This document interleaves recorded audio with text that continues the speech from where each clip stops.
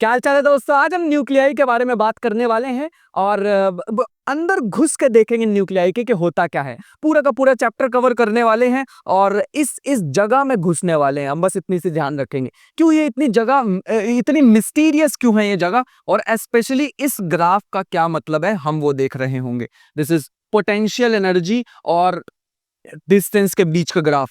ये बड़ा ही ज्यादा इंपॉर्टेंट ग्राफ है। हमें इसे देखना है कि एक्सपेरिमेंटली तो हमें देख लिया ऐसा सा कुछ होता है, थ्योरेटिकली उसको कैसे डिस्क्राइब कर सकते हैं, न्यूक्लियस के अंदर झांक के देखे क्या क्या दिखाई देता है, मास डिफेक्ट क्या होता है, बाइंडिंग एनर्जी क्या होती है, वो सारी की सारी टर्म्स आज मैं क्लियर कर देने वाला हूं। जितना भी अपने सिलेबस में है सीबीएसई हो सारा हम देख लेंगे यहाँ पे इसी एक वीडियो में। तो स्टार्ट करते हैं बिना किसी इधर उधर की बात किए। सबसे पहली चीज हमें ना न्यू यूनिट्स को डिफाइन करना होगा। सबसे पहले हम एनर्जी को जूल्स में नहीं अब इस बार डिफाइन करने वाले। भाई एक जूल बहुत ज्यादा बड़ी एनर्जी, बहुत ऑलमोस्ट इनफाइनाइट है इलेक्ट्रॉन के लिए। एक इलेक्ट्रॉन के लिए जो 1 जूल एनर्जी ऑलमोस्ट इनफाइनाइट, इतनी बड़ी एनर्जी है। तो हम कुछ न्यू डिफाइन कर रहे होंगे यूनिट्स। ऐसी मास जो है अब वो केजी में मेजर नहीं करेंगे। मेरे को अपने नाखून का साइज देखना है फॉर एग्जाम्पल, तो मैं किलोमीटर में थोड़ी मेजर करूंगा, मिलीमीटर सेंटीमीटर में मेजर करूंगा, है ना, है ना, है ना। ठीक है। ऐसे अगर हम डिस्टेंसेस की बात कर रहे होंगे तो अभी मैंने ओ ओ ओ ओ ऐसे डिस्टेंसेस के लिए हम छोटे यूनिट देख रहे होंगे। ऐसे मास के लिए, हाँ मैं मास ढूंढ रहा था वर्ड, मास के लिए अगर मैं देखूं, अगर मुझे किसी चींटी का मास मेजर करना है, ऑब्वियसली मैं टन या किलोग्राम में मेजर नहीं करने वाला, या तो ग्राम होगा या मिलीग्राम होगा, इनमें मेजर करने वाला हूं, छोटे यूनिट्स में मेजर करने वाला हो। वैसे ही हमारे पास सबसे पहले हम मास से स्टार्ट करते हैं। हम एटॉमिक मास यूनिट के बारे में बात करेंगे। ठीक है, इसको 1U भी लिखा जाता है। एटॉमिक मास यूनिट का मतलब होता है it is the mass of 1/12 of 1 AMU is equal to 1/12 of an mass of an atom, mass of a carbon 12 atom. बस इतनी सी बात। ठीक है, इजीली हमारे अर्थ पे अवेलेबल है और हमें ही तो डिफाइन करना है ना चीजों को, तो इसलिए हम 1/12 of mass of carbon atom को डिफाइन कर देते हैं। अब एक एटम का मास निकालना आसान है, 12 divide by Avogadro's number which is approximately this, जो कि आ जाएगा 1.66 10 की पावर -24 ग्राम। सबसे पहले तो याद, ठीक है। इसके बाद अगर हम देख, समझ आ रहे हैं कैसे है? ठीक है। नेक्स्ट हमारे पास आ जाए, केमिस्ट्री में सीखी होंगी ना ये सारी चीजें तुम लोगों ने, आई एम एज्यूमिंग सीखी होंगी। तो 1.66 10 की power -27 kg and this is approximately the mass of proton. ये बातें हमने ऑलरेडी सीखी हुई है ना, ऐसा कुछ। दूसरी चीज हमारे काम की है डेफिनेशन ऑफ एएमयू। जैसे यहां पे लिखी हुई है, measuring atomic mass unit. The kilogram is too large for nuclear size, इसलिए हम यूज करते हैं छोटी units which is AMU. The atomic mass unit is the standard unit for atomic and nuclear masses. 1 AMU is exactly 1/12 of mass of single carbon atom। ठीक है, इस चीज के बारे में थोड़ा सा ध्यान रखेंगे। इसकी डेरिवेशन यहाँ पे लिख के मैंने अभी भी तुम लोगों को करके दिखाई है। आगे अगर बढ़ना चाहें तो करेंसी के बारे में भी आते हैं, जरा हम आना चाहेंगे वापस इधर। हाँ, तो दूसरी चीज अब हम डिस्टेंस के बारे में देखते हैं। आज के बाद जितने भी मासेस मेजर किए जाएंगे वो हम देखेंगे एएमयू। प्रोटॉन का मास एएमयू, न्यूट्रॉन का मास, इलेक्ट्रॉन का मास, सब कुछ एएमयू में देखा करेंगे। डिस्टेंस अब हम मीटर सेंटीमीटर इनकी बात नहीं कर पाएंगे, हम फर्मी मीटर में जानने वाले हैं। फर्मी मीटर होता है 10 की पावर -15 मीटर, कुछ ऐसा। जब हम न्यूक्लियस के साइज के बारे में बात करते हैं तो हमें फर्मी मीटर के बारे में बात करनी होती है, बस इस चीज का ध्यान रखेंगे। पक्का क्लियर है? ठीक है। तीसरा हमारे पास आता है एनर्जी। अब एनर्जी मैंने बताया 1 जूल तो बहुत बड़ी है, तो हम क्या करें, तो हम जूल की जगह न्यू यूनिट लेके आते हैं विच इज इलेक्ट्रॉन वोल्ट।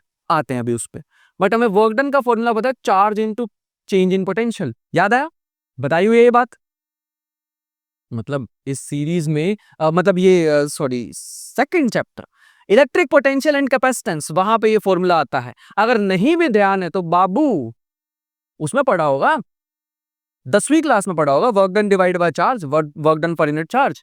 हाँ, हमने तो अच्छी तरह डिफाइन करा होता है अपने 12th क्लास में, बट 10th में भी आता है ऐसा कुछ। चार्ज की होती है कूलम और वोल्ट की होती है पोटेंशियल डिफरेंस की होती है वोल्ट यूनिट। 1 कूलम अगर हम चार्ज लें, 1 वोल्ट लें, तो हमारे पास आता है, डिफाइन होता है 1 joule.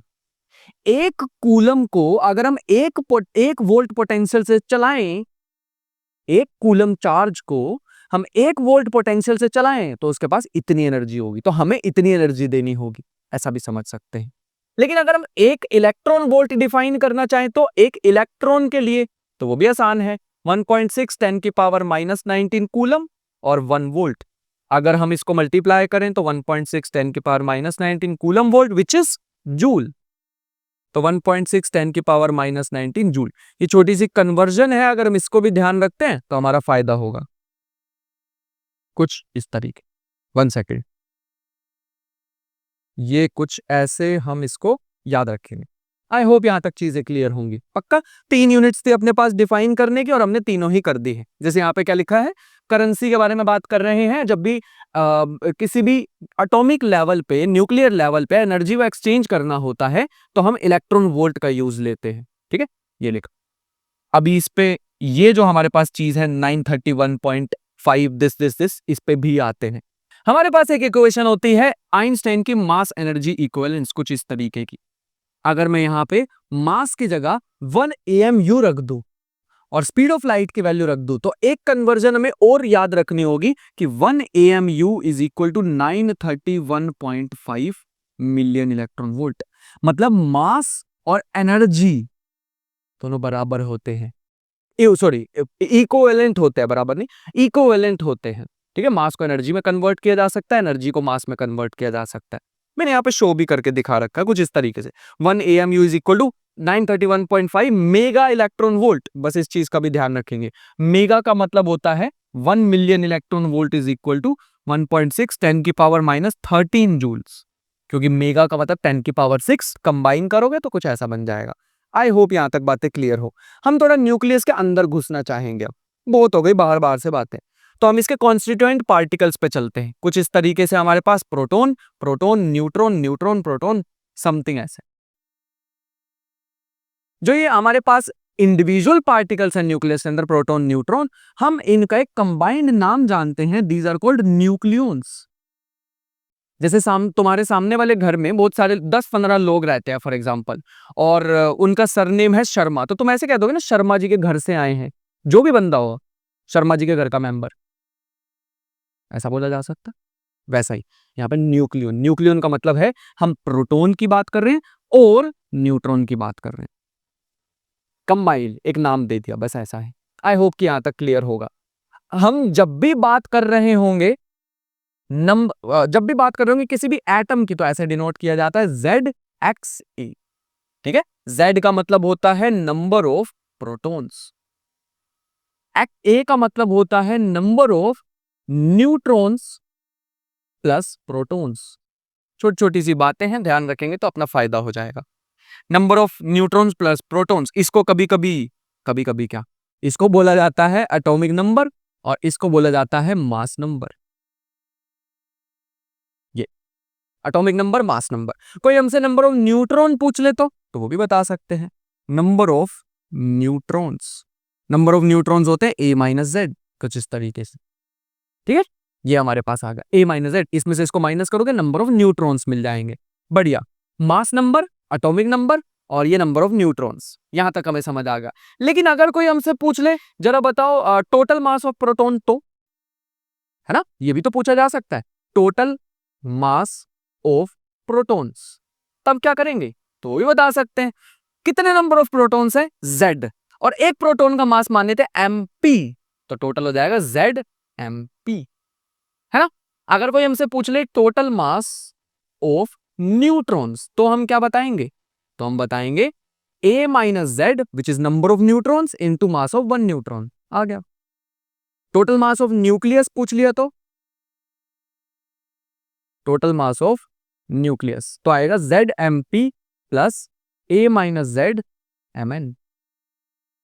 Total mass of nucleus भी आ गया। लेकिन मास ऑफ न्यूट्रॉन और मास ऑफ प्रोटॉन लगभग बराबर होते हैं।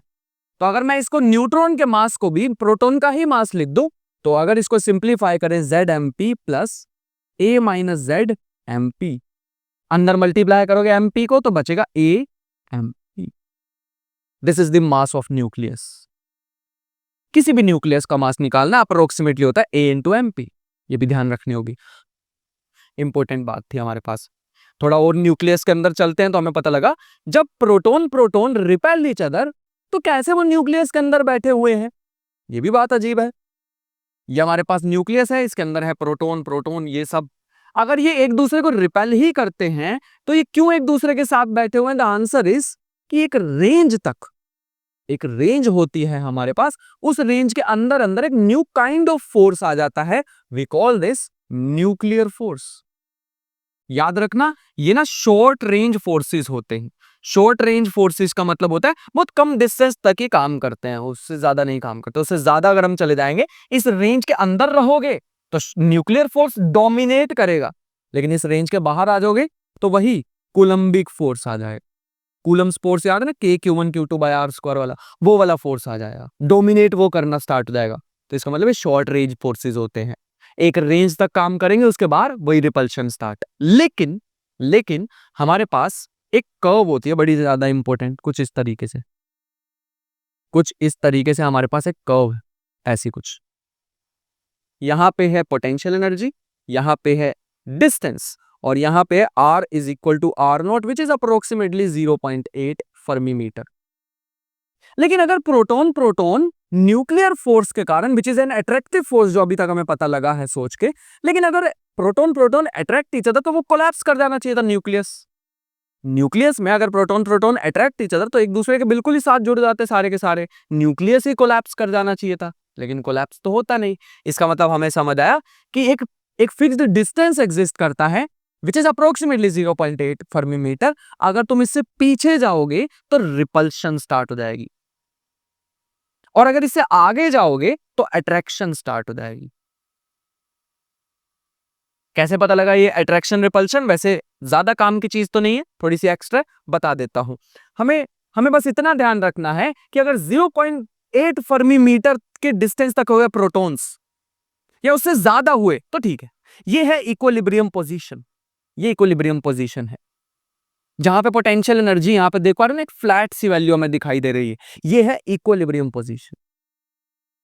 यहां पे हो तो एकदम बढ़िया है। इसके आगे जाओगे अट्रैक्टिव फोर्स लगेगा प्रोटॉन और न्यूट्रॉन में, सॉरी प्रोटॉन प्रोटॉन में, या फिर प्रोटॉन न्यूट्रॉन में, या फिर न्यूट्रॉन न्यूट्रॉन में, और इनके बीच के फोर्स को हम न्यूक्लियर फोर्स बोलते हैं। इससे आगे अट्रैक्शन होती है, इससे पीछे रिपल्शन होती है। तो ना तो साथ जुड़ पाएंगे एकदम, ना ही दूर भाग पाएंगे, बहुत ज्यादा दूर भागने की कोशिश करेंगे। Attractive force, by the way, this is the strongest force in nature. Force in nature, पूरे यूनिवर्स में सबसे ज्यादा स्ट्रॉन्ग यही है। 4 फोर्स है अपने यूनिवर्स में, स्ट्रॉन्ग, इलेक्ट्रोमैग्नेटिक, ग्रेविटी, और एक अपने पास होता है वीक न्यूक्लियर फोर्स। सिलेबस में से काट दिया, पता नहीं क्यों, ढंग की चीजें तो कट नहीं करते हैं। स्ट्रॉन्ग वीक न्यूक्लियर फोर्स का मतलब होता है जिसके कारण से न्यूक्लियर रिएक्शंस हमने पढ़ी, मतलब पहले आया करती थी न्यूक्लियर रिएक्शंस। फिलहाल के लिए मैं उसके बारे में ज्यादा नहीं बता पाऊंगा, मुझे टाइम सेव करना अभी। This is the strongest force, इतना स्ट्रॉन्ग है कि ग्रेविटी से 10 के पावर 38 टाइम्स ज्यादा है। एक के आगे 38 जीरो लगानी पड़ेगी, इतना स्ट्रॉन्ग है ग्रेविटी से। तो ग्रेविटी एक्सपीरियंस करने के लिए बहुत ज्यादा मास की जरूरत है। एक प्लैनेट या स्टार के मास की जितना मास की जरूरत है as compare to nuclear force, एक छोटे न्यूक्लियस के अंदर ही दिख जाएगा। ठीक है, बढ़िया। तो ये अपने पास आ गया। हमने अभी पढ़ा कि छोटे डिस्टेंस पे रिपल्सिव, बड़े डिस्टेंस पे अट्रैक्टिव। आ जाओ एक बार इसको देख लेते हैं कैसे। हमने वर्क पावर एनर्जी में फॉर्मूला पढ़ा होता है du/dr, यहाँ पे r लिखन, ठीक, du/dr पढ़ा होता है potential energy divide by position, ऐसा कुछ फोर्स का फॉर्मूला। अब अगर हम यहाँ पे स्लोप बनाना चाहेंगे, बाय द वे ये जो मैंने यहाँ पे लिखा है ना, ये जो यहाँ पे du/dr लिखा हुआ है, this is called slope. dy/dx जैसे स्लोप होता है वैसे ये भी तो स्लोप है, स्लोप ऑफ द कर्व। अगर मैं यहाँ से स्लोप ही निकालना चाहूं, जो कि मैं निकाल के दिखाता हूं एक बार को, कुछ इस तरीके से एक टेंजेंट यहां लगाते हैं, 1 सेकेंड। इसको अगर मैं यहां अटैच करूं, दिस इज द स्लोप। ऐसे ही एक टेंजेंट यहां भी लगाने की कोशिश करते हैं, ऐसा कुछ, बढ़िया। ये हमारे पास एक और टेंजेंट आ गया, ऐसा। अब अगर मैं तुम्हें ध्यान से दिखाना चाहूं तो यहां पे जो एंगल बन रहा है एक्स एक्सिस के साथ, थीटा इज ग्रेटर देन 90, यहां जो एंगल बन रहा है theta is less than 90। Greater than 90 का मतलब होता है स्लोप इज नेगेटिव।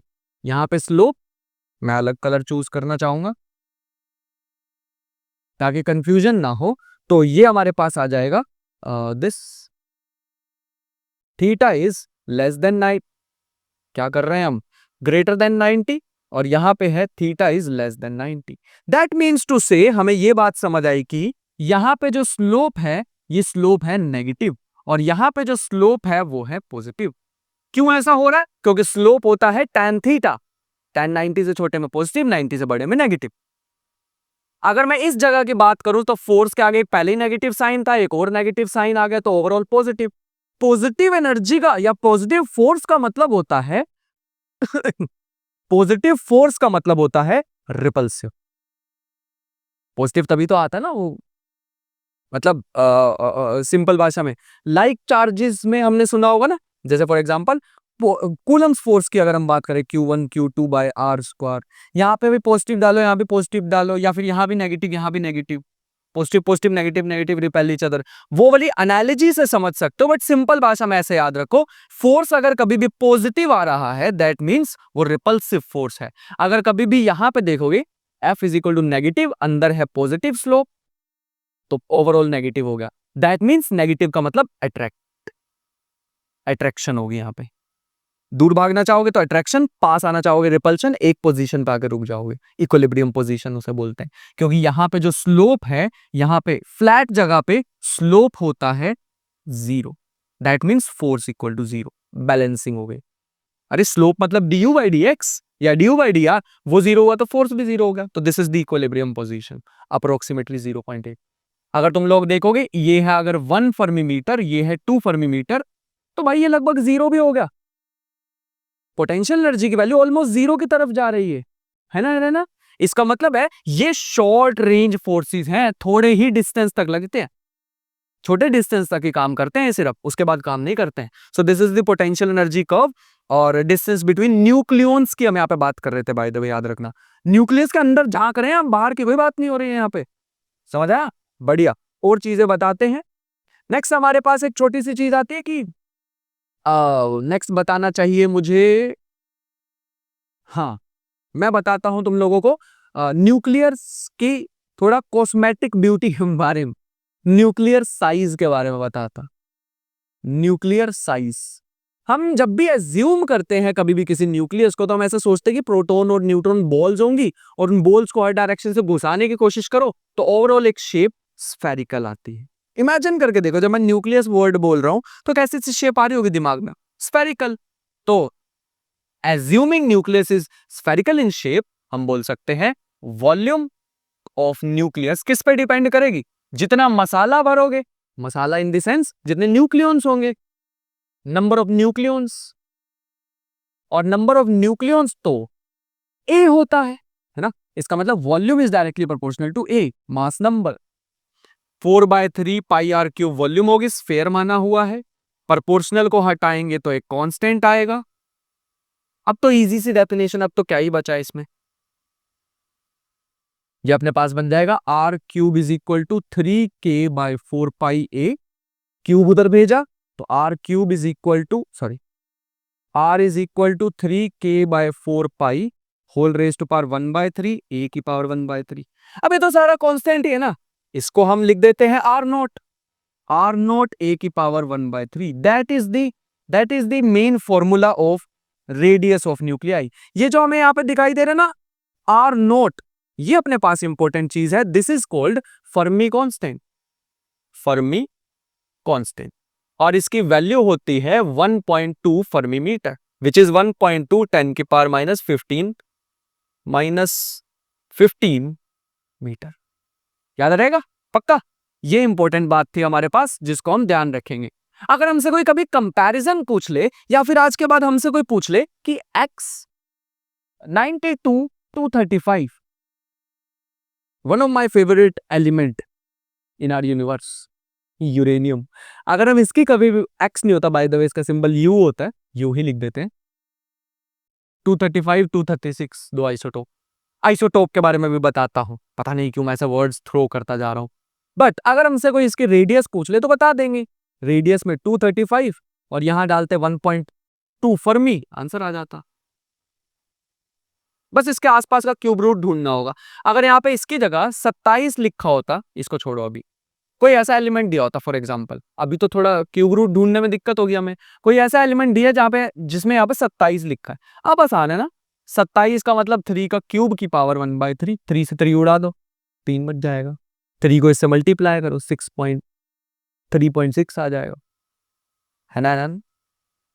बट किस्मत पे डिपेंड है, अगर यहाँ पे 235 ही आता फिर अप्रोक्सीमेट आसपास का ढूंढना पड़ता हमें क्यूब, आसपास का क्यूब लिख के थोड़ा एक डेसिमल प्लेस आगे पीछे करके लिख दो, समझ आया। एक और चीज देख लो, अगर हमसे कभी रेशो में पूछ ले, रेशो ऑफ रेडियस, तो हम ऐसे लिखेंगे R1/R2 is equal to A1/A2 की power 1/3 and that is it. हमसे आज के बाद कोई रेशो पूछेगा तब भी हम बता सकते हैं। पक्का क्लियर हो गया? बढ़िया, बहुत अच्छी बात है। अगर हमसे रेडियस के रेशो पूछे तब तो ठीक है, लेकिन कभी कभी हमसे पूछ लेते हैं डेंसिटी ऑफ न्यूक्लियस बता दो, तो वो भी हम बता देते हैं। डेंसिटी ऑफ न्यूक्लियस, जिसका मतलब होता है density is equal to mass divide by volume. लेकिन अभी अभी तो सिखाया था मैंने मास निकालना। मास होता है हमारे पास Z into mass of proton plus A minus Z into mass of neutron mine this divide by volume होता है 4/3 pi r cube, 4/3 pi r cube, कुछ इस तरीके से, है ना। बढ़िया, बहुत अच्छी बात। अगर हम इसको लिखें, हमें पता है मास of proton is approximately mass of neutron, तो डेंसिटी बन जाएगी ZmP plus A minus ZmP। अभी अभी बताया था 4/3 पाई आर क्यूब में 4/3 पाई आर की जगह क्या लिखा जा सकता है, अभी सिखाया था ना, R0 A की पावर 1/3 की पावर 3, क्यूब से क्यूब उड़ा लो। ये तो ऐसा नहीं लग रहा है ये चैप्टर में कुछ भी है ही नहीं पिछले से रिलेटेड, ज्यादातर सारी चीजें तो अभी, ये तो वो बचपन में पढ़ ली थी हमने, density, mass by volume, volume of sphere, ये होता है वो होता है। सिर्फ हमें न्यू चीज ऑब्जर्वेशन देखने की जरूरत पड़ रही है अपने आसपास, है ना। जैसे हमने एज्यूम कर लिया कि nucleus is sphere, spherical in shape, cube से क्यूब गया तो ऊपर Z से Z वाली टर्म चली जाएगी, A mass of proton divide by 4/3 pi R0 की पावर 3 A से A भी उड़ा दो तो बचेगा 3mP divide by 4 pi R0 का क्यूब, ऐसा कुछ। लेकिन वेट अ सेकंड, इसमें तो कुछ भी वेरिएबल नहीं बचा। हम किस न्यूक्लियस की बात कर रहे थे? किसी भी न्यूक्लियस की बात कर रहे थे हम। इसका मतलब है हमारे पास लास्ट में ये जो नंबर, ये जो चीज आ रही है, ये तो कांस्टेंट आ गई, दिस इज कांस्टेंट, और इसकी वैल्यू होती है 1 सेकेंड, इसकी वैल्यू कैलकुलेट करनी पड़ेगी, बट देख लेते हैं, यही कहीं लिखी होगी, डेंसिटी ऑफ न्यूक्लियस।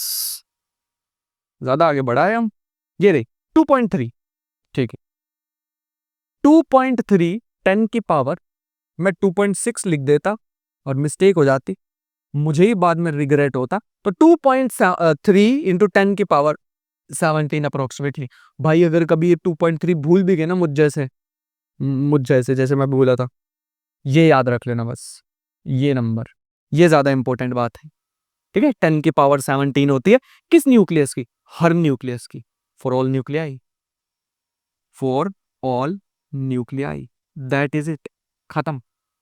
जो भी न्यूक्लियस की बात कर लो 10 की पावर 17। हमसे पूछ लिया दो न्यूक्लियस के डेंसिटी की रेशो बताओ, हम चुपचाप बता देंगे 1:1, कोई भी न्यूक्लियस होता हो। रेडियस की रेशो निकाली जा सकती है, न्यूक्लियस की डेंसिटी की रेशो हमेशा सेम रहती है, हमेशा। इस चीज का हमें ध्यान रखना होगा। तो ये सारी चीजें हैं जो मैंने अभी अभी बताई हैं, एक बार मैं क्योंकि बड़ी मेहनत से प्रिपेयर करके आया हूं, तो स्लाइड्स भी देख लो यार। न्यूक्लियर साइज के बारे में मैंने बताया है, volume of nucleus is directly proportional to mass number, और ये कुछ कैलकुलेशन करके दिखाई है जो अभी अभी दिखाई थी, जैसे कॉपर की करके दिखाई हुई है। यहाँ पे कॉपर में 64 होता है, 64 का मतलब 4 का क्यूब, तो 4.8 फर्मी आ जाएगा। बढ़िया। यहाँ पे एक बढ़िया सी बात बता रहा है कि न्यूक्लियस की डेंसिटी को इमेजिन करना चाहो, 10 की पावर 17, भाई बहुत ही खतरनाक नंबर है। एक एटम के अंदर 99.9999% एम्प्टी स्पेस होता है, बाकी बचा न्यूक्लियस, तो सारा मास न्यूक्लियस में होता है।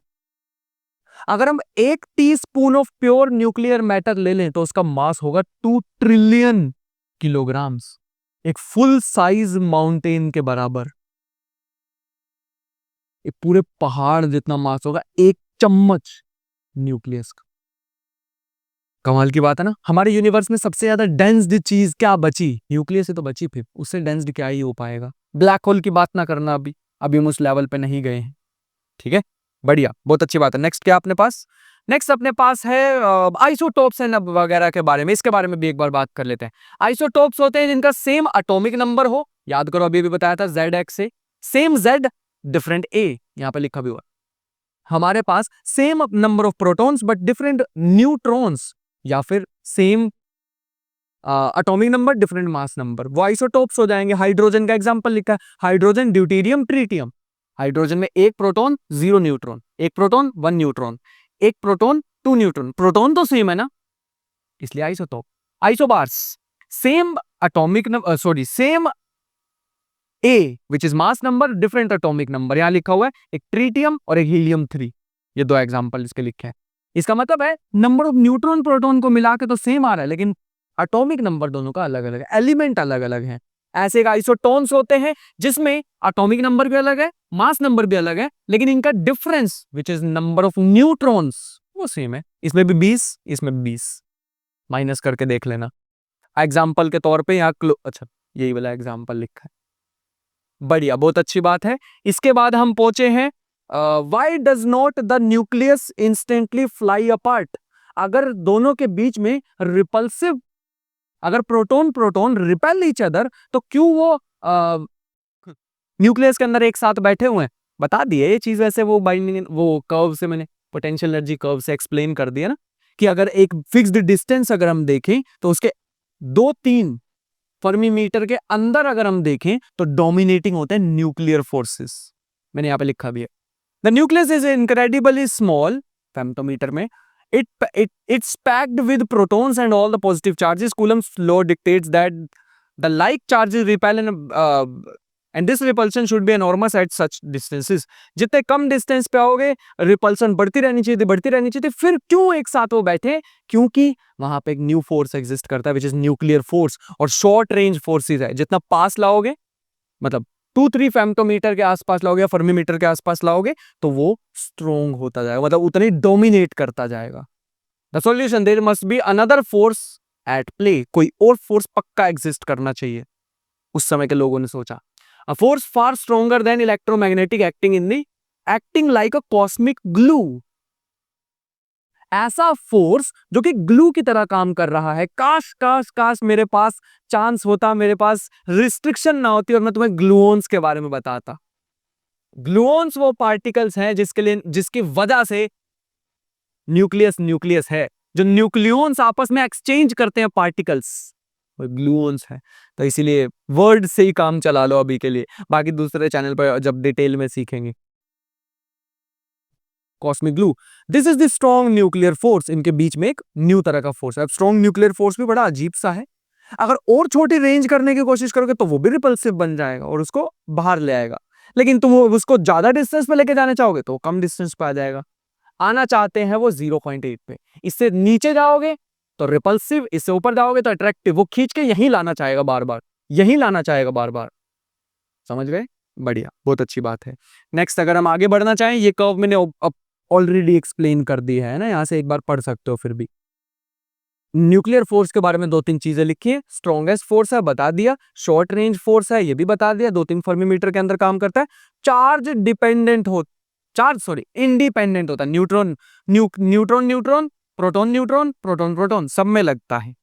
Saturating, nucleon interacts with its immediate nucleus. इसको मैं यहां से समझाता हूं ना, इस वजह से समझाता हूं। ये वाला जो न्यूक्लियन है, ये अपने साथ वाले के साथ ही इंटरेक्ट करेगा, मतलब अपने नेबरिंग के साथ इंटरेक्ट करेगा। ये सैचुरेटेड होते हैं, ज्यादा दूर तक काम नहीं करते। ये यहां पे अपना कोई फोर्स नहीं लगाने वाला है, ठीक है? ये मतलब है इसका, सैचुरेटेड होते हैं, अपने आसपास नेबरिंग को ही लगा सकते हैं सिर्फ। बढ़िया, बहुत अच्छी बात है। सैचुरेशन के बारे में भी हमने पढ़ लिया है। आगे बढ़ना चाहेंगे। The stability where mass, okay, हम आ चुके हैं मास डिफेक्ट पे, तो अपनी शीट पे वापस चलते हैं। ये यहां आना चाहेंगे वापस। तो अभी अभी हमने पढ़ा है न्यूक्लियस के बारे में थोड़ी सी चीजें। अब थोड़ा और डीप चलते हुए हमें पता लगा मास डिफेक्ट जैसी टर्म के बारे में। अब ये मास डिफेक्ट क्या होता है समझते हैं। हमने देखा कि जब हम इंडिविजुअल न्यूक्लियॉन्स के बारे में बात करते हैं, न्यूट्रॉन्स, प्रोटॉन्स, जब हम इंडिविजुअल इनके बारे में बात करते हैं तो हमें मास डिफेक्ट जैसी चीजें देखने को मिलती हैं। मतलब कहने का है कि अगर हम अलग अलग न्यूट्रॉन, प्रोटॉन को देखें और उनके मास को ऐड कर दें, एक मिनट, हाँ, अगर इंडिविजुअल न्यूट्रॉन, प्रोटॉन के सबके मास को लिया और ऐड कर दिया, आंसर आया फॉर एग्जांपल 10 यूनिट। अभी न्यूक्लियस नहीं बनाया हमने, जैसे हमने न्यूक्लियस बना दिया, एक न्यूक्लियस था जिसमें 2 प्रोटॉन थे, 2 न्यूट्रॉन थे।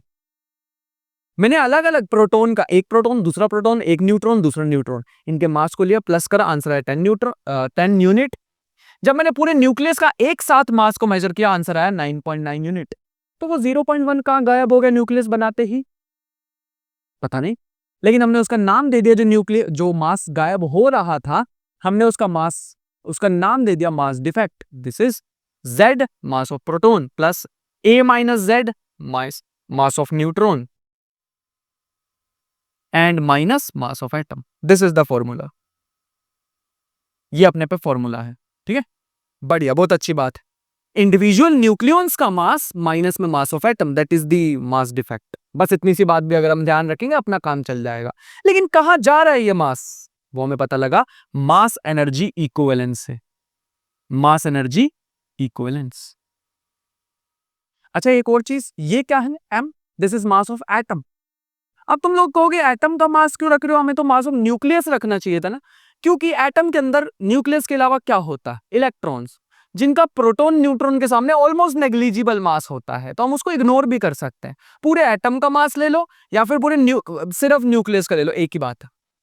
99% मास of atom is inside the nucleus, इसलिए हम यहाँ पे मास ऑफ एटम भी रख सकते हैं या मास ऑफ न्यूक्लियस भी रख सकते हैं, दोनों एक ही बात है। बढ़िए, मास एनर्जी इक्विवेलेंस कहता है equal to mc square. Energy and mass are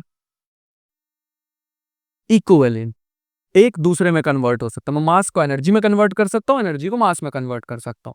जैसे अभी अभी हम लोगों ने पढ़ा ना कि ये जो मास डिफेक्ट है, जो बचा हुआ मास है, कहां ला रहे, 10 यूनिट माइनस 9.9 यूनिट, वो 0.1 यूनिट मास का क्या हो रहा है, उस मास की बन रही है energy, and we call this binding energy. ये बाइंडिंग एनर्जी ही है जो हेल्प करती है, ये एनर्जी ही है जो हेल्प करती है उनको बाइंड करके रखने में, न्यूक्लियॉन्स को।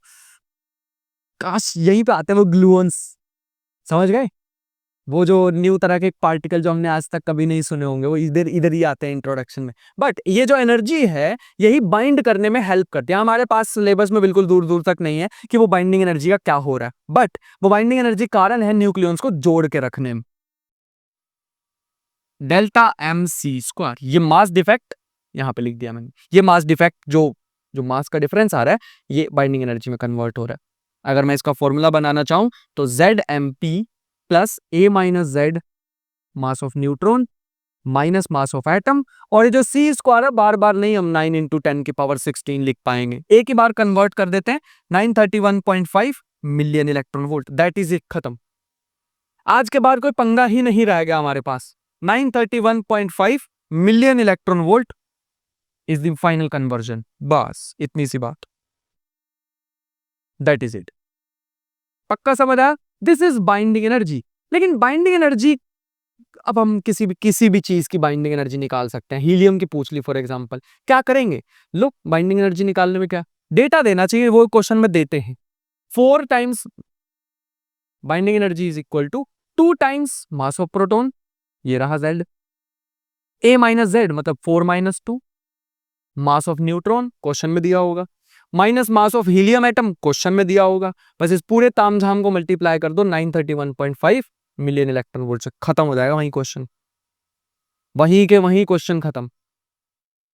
बस कैलकुलेशन थोड़ी सी डिफिकल्ट होती है इसकी, जो मास दिए होते हैं ना एटम्स के, वो कुछ ऐसे से दिए होते हैं 3.0001825 ऐसे ऐसे, बट डोंट वरी, कर लेंगे, थोड़ी प्रैक्टिस करके हो जाएगा। क्या था, कुछ कंफ्यूजन समझ आ गई?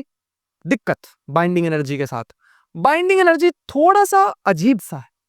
अगर मैं तुम लोगों से पूछूं, एक एलिमेंट है X, एक एलिमेंट है Y, एक के पास एनर्जी है 5 मिलियन इलेक्ट्रॉन वोल्ट, एक के पास एनर्जी है 6 मिलियन इलेक्ट्रॉन वोल्ट। कौन ज्यादा स्टेबल है?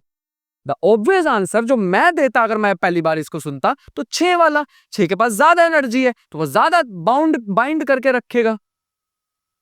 The answer is, this question is अधूरा, हाफ ही है, this is not complete question. उसके लिए हमें जानना होगा कि एक्स और वाई तो बताओ। पता लगे ये एक्स है हीलियम, इसको 4 ही न्यूक्लियॉन्स को संभालना है, और ये है यूरेनियम, इसको 235 को संभालना है। भाई तुम 6,000 रुपए कमाते हो और बच्चे पाल लिए तुम लोगों ने 250 बच्चे कर लिए तुमने। और दूसरी तरफ मैं हूं एक शरीफ सा आदमी, मैंने बच्चे करे हैं 2, मैं 5,000 रुपए कमा रहा हूं, तो मेरी फैमिली ज्यादा स्टेबल होगी एज कंपेयर टू योर्स, है ना? वैसा ही है यहाँ पे भी। इसको 5 मिलियन इलेक्ट्रॉन वोल्ट में 4 ही पार्टिकल संभालने हैं, इसको 6 मिलियन इलेक्ट्रॉन वोल्ट में 235 बंदों को संभालना है, तो दिस इज लेस स्टेबल। तो स्टेबिलिटी चेक करने के लिए एक न्यू टर्म हमें चाहिए थी, एक न्यू चीज चाहिए थी, which is binding energy per nucleon. ये हमारे पास आती है। बस बाइंडिंग एनर्जी को न्यूक्लियन के साथ, एक न्यूक्लियन पे बता दो कितनी एनर्जी अवेलेबल है। इसका मतलब जिसकी बाइंडिंग एनर्जी ज्यादा होगी वो ज्यादा stable, binding energy per nucleon ज्यादा होगी वो ज्यादा स्टेबल होगा। ठीक है, this is directly proportional to stability of nucleus. बस इतनी सी बात याद रखो। बाइंडिंग एनर्जी पर न्यूक्लियन का फॉर्मूला इसी के नीचे तुम ए लगा दो, बस खत्म, और कुछ भी नहीं न्यू करना। ठीक है, binding energy per nucleon is equal to ZMP plus A minus Z, mass of neutron minus mass of atom, divide by A into 931.5 million electron volt. ये होता, समझ आया? पक्का? ठीक है, बहुत अच्छी बात है।